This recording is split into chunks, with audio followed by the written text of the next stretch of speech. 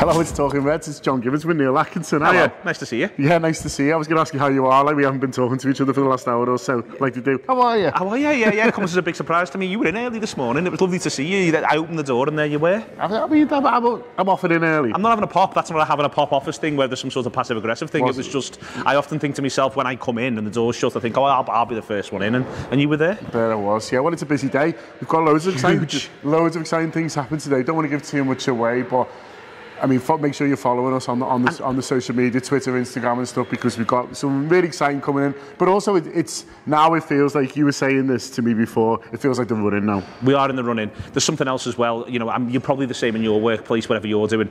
It's great to have the Easter weekend and it's great to have the bank holidays, but then Thursday becomes like 2 days of amount of work all in one. But it does feel like the run-in. We've got I think it's we've got the 7 games that we've got left. We've got Man City, and this is the run-in. This is where football gets real.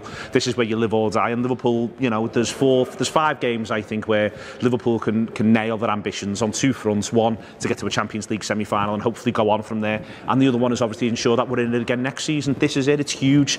It starts against Palace, and then it's 5 games in 14 days, and we'll all know where we are at the end of that. We will.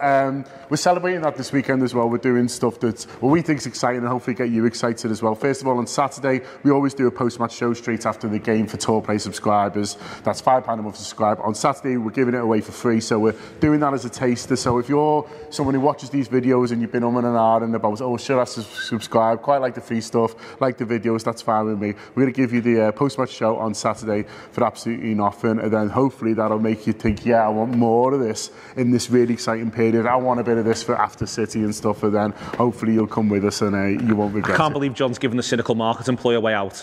Just cheaply there, just throwing it away to you. But that is the case. We do want you to think, you know what, this is a really good thing, because we are proud of what we do, and every now and again we like to showcase it, so we're doing that Saturday. And hopefully we've got a really exciting something on Monday for you as well. But as I say, follow us on Twitter and Instagram and all that for more of that. But anyway, news and stuff. Oh, go on. There's loads of transfer stuff. Is there? Today, yeah, all of a sudden. So I'm going to read you 4 links, okay, and I want you to rate them out of Craig Hannon's out of 5. So I'm rating them for if I want them to happen or if I think they'll happen. What would you rather do? I think I want it to be all about me. Okay. So well, it's a little bit about Craig, I'm afraid. Not for the first time. It's a little bit about Craig, yeah, because we rate everything. Because Craig Hannon rates films. He gives it 4 Craigs out of 5, which is really funny. So now I just ask people. So how many Craigs out of 5 are you giving these rumours? Okay. In terms of how much you want them to happen. Okay. So the first one, I mean, I can guess already, is Doucouré.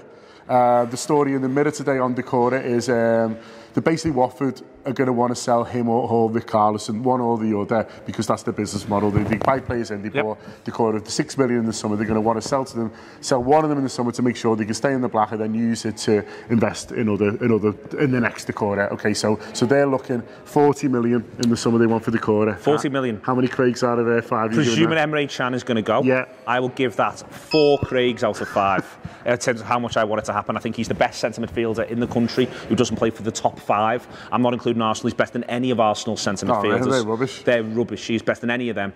So I will give that 4 out of 5. I think him and Ndidi, and I think he's better than Ndidi, to be honest with you. Ndidi is younger, but I think he's better. I do think there's a piece to be written, possibly by one of these people who writes about football, e.g. me, about the idea that, you know, there's only really 2 centre midfielders in the country who you think would actually improve one of those sides in the top 5. Even from a squad point of view, I'm not even thinking about Doucouré as starting every week.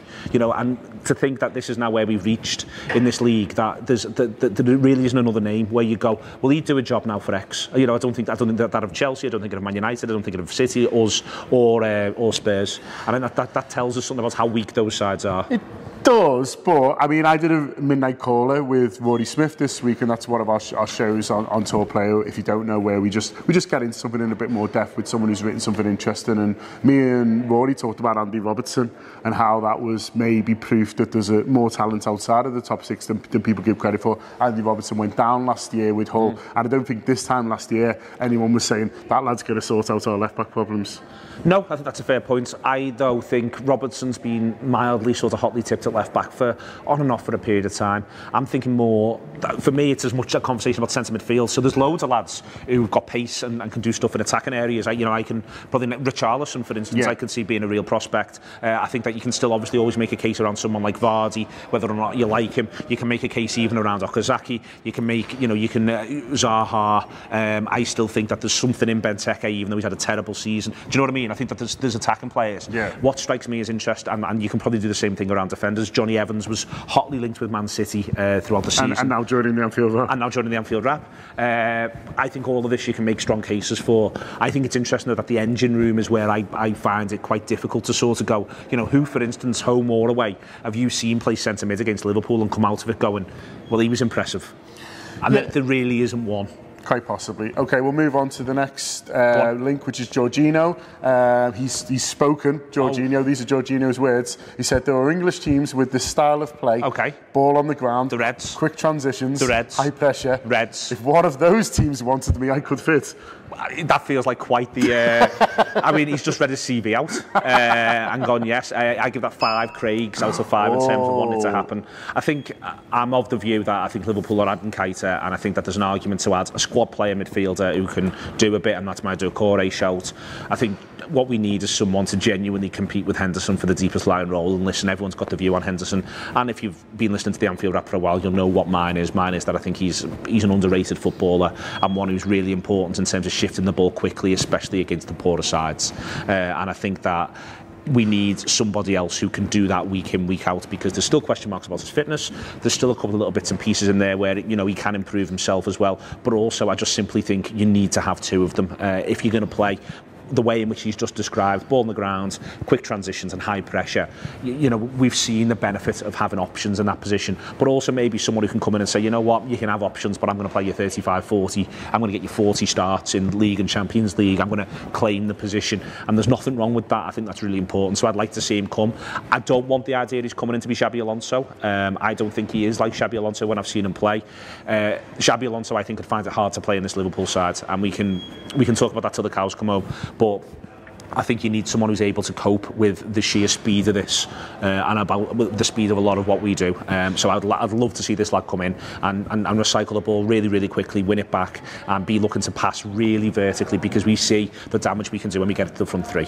Sounds good to me, and I do believe that is a come and get me plea if ever saw one. Okay, Mundo Deportivo have been on. They think that Jürgen Klopp's identified his Coutinho replacement, and they believe it is Dani Ceballos. So Dani Ceballos plays for Real Madrid, or more accurately, doesn't play for Real Madrid. They signed him from Betis in the summer. He's struggled to get into the team, so they're apparently looking to, open for offers. Dani himself is open for offers. Apparently win a battle with Roma and Juventus for his signature. Dani Ceballos, Craigs out of 5? Craigs out of 5. Well, it was going to be 2 Craigs out of 5 until I found out Juventus and Roma wanted him, at which point it now becomes 3 Craigs out of 5. Just simply because if they're after him as well, then he must really be rather good. I've got to be quite honest and say I don't think I've ever seen him kick it. So 3 Craigs out of 5 for a lad I've never seen kick the ball. Okay, and the last one is Alisson. This is from Corriere dello Sport. They are claiming that Roma have named their price for Alisson. Alisson, the goalkeeper we've been linked with a lot, they're saying that Roma want £52 million for him. That's all? Apparently so. And I would say if they're setting the stall out in March at £52 million, then there's maybe a little bit of room for negotiation, or at least that they're now resigned to the fact that they're going to lose him this summer. I sort of feel like we owe them £52 million for Salah. You know what I mean? Like we should just do the decent thing and give them £52 million anyway. So it's a lot for a goalkeeper. It is a lot for a goalkeeper. I like the argument that, and I have a lot of time for the argument that you can buy a midfielder for that who can make a profound difference to the way in which your team plays. But I just sort of think I think what's massive for this Liverpool side is to begin to walk a certain walk, and the walk it needs to walk is potential champions, biggest club in the world. So I'd like to see him come in, and I think that he helps with that attitude. He helps move that along. I'm going to give him 5 Craigs out of 5. 5 Craigs out of 5. A lot of Craigs being thrown about today on a video. The Craigers are on, all good to see. So that's it for the transfer stuff. Do you reckon Sam's got like graphics of Craigs that he's putting on the top of my fingertips there, or is that too hard for the time? I'd be really pleased if you could at least have Craig's face. But it's up to you. Yeah, so that's it for the transfer stuff for now, but we do a transfer show. Is there any coming up? I know Rob's away. Rob's away for 4.5 years, so, you know, to the same place.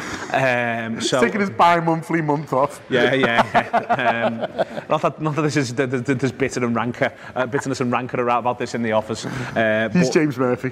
He is very much James Murphy, but it's lovely to have him. So at the minute, there was a gutter a week ago, and there's another one lined up for about 2 weeks' time. Okay, about 2 weeks' time, but I'm sure those stories will still be knocking around. We certainly wouldn't have bought anyone we're not allowed. We're going to have a look at the papers in a minute, but just to finish on the fact that apparently back in training today are Salah, Firmino, Mane, Robertson, Clarvin, Woodburn and Mignolet have all returned back to Melwood. So that is good news. It feels a little bit early on that, and obviously Salah and Firmino didn't play that last game either, so should be fresh and ready to go against Crystal Palace, and so will we be. Yeah, let's look at the papers. Let's do it. There is nothing like European nights at Anfield. You're leaving work early. You're meeting mates in the pub. The excitement begins to build. So get up to Anfield as early as you can, into the pubs, get something to eat, talking to your friends. Are we going to do it? Are we going to do it? Everyone's just saying yes. That's what we're there for. The opportunity to become one of those Liverpool sides, and the opportunity to be part of one of those Liverpool nights. And as you get closer and closer to the ground, hope fades and it's replaced by expectation. Expectation of seeing a side that can go on and lift club football's greatest prize.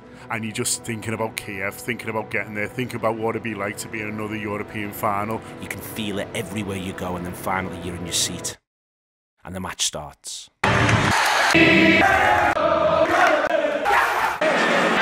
This could be a fantastic run through to Kiev. We want you to come and share it with us, hopefully celebrating what could be a glorious run to number 6. Come and share it with us at the Anfield app, £5 a month. We really hope you do.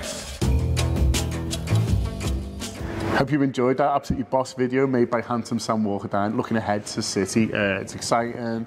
We can't wait to get stuck here. It's just a shame we've had this international break, but running now, ready to go. Running, bang, starts. Okay, newspapers. We're going to start with the Daily Star because they've gone with this story, which I'm sure most people have seen now, but I don't think we've talked about it, so I just want to give it a quick mention, which is the Klopp linked with Munich. I mean, he hasn't massively been linked, but it's come from his agents, and his agent's spoken quite honestly about the idea that Jürgen might at some point be open to a move to Bayern Munich, which I found quite interesting because we've always had this thing, and it's this thing you do which is wrong, that you project what you want someone to be like on them. So you go, oh, he doesn't want to work for the big clubs, he wants to work for the slight underdog. I mean, not massive underdog, he's not going to Bolton. Ninth richest club in the world, you know what I mean? Yeah, it's like, richer than Bayern Munich. He wants a challenge, but a challenge he can win.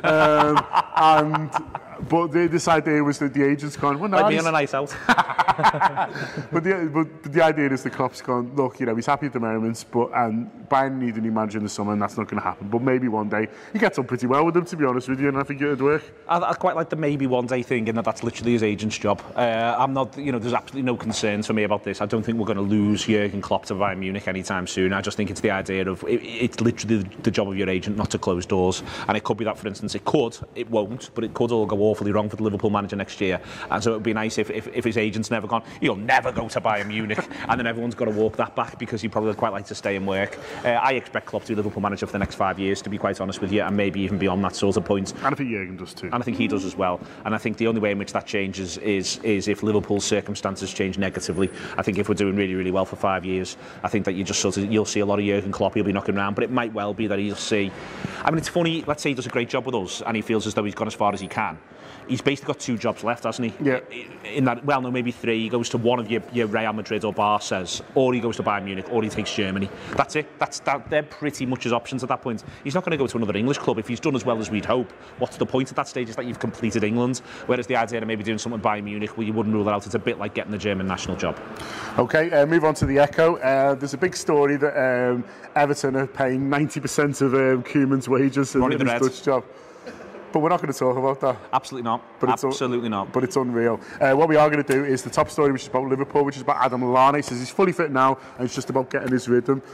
He looked okay for England when he came on the other night. I watched that, and he looked all right, albeit in a friendly that had lost any impetus that it did have. But I mean, it'd be nice to get Adam Lallana even 80-90% of what we know we can get from him between now and the end of the season, wouldn't it? Yeah, I'd start him on Saturday. If the coaching staff agree with that view, I'd start him Saturday. Not off the point of view of then starting him at City, but of having him as a really good option off the bench against City, and then the idea that someone's got to play against Everton. We've got to work that out, and I'd rather good players played against Everton. So I'd be tempted to look at him against Crystal Palace, give him 60-70 minutes, give him the opportunity to impress, and give him the opportunity to get that rhythm that he's talking about, because he could have a role to play between now and the end of the season in terms of us doing well in the league, and also across those two legs against Manchester City, or even in a semi-final. Knows how to press, knows how to be aggressive, is very, very clever with it. I think giving him the chance is important, but I also think it's a big run of games for him. When I'm talking before about getting, you know, before I gave 5 Craigs out of 5 and 4 Craigs out of 5 to 2 midfielders, and we obviously know Keita's coming in, and I think that Lallana could be one of the ones who is ever so slightly vulnerable.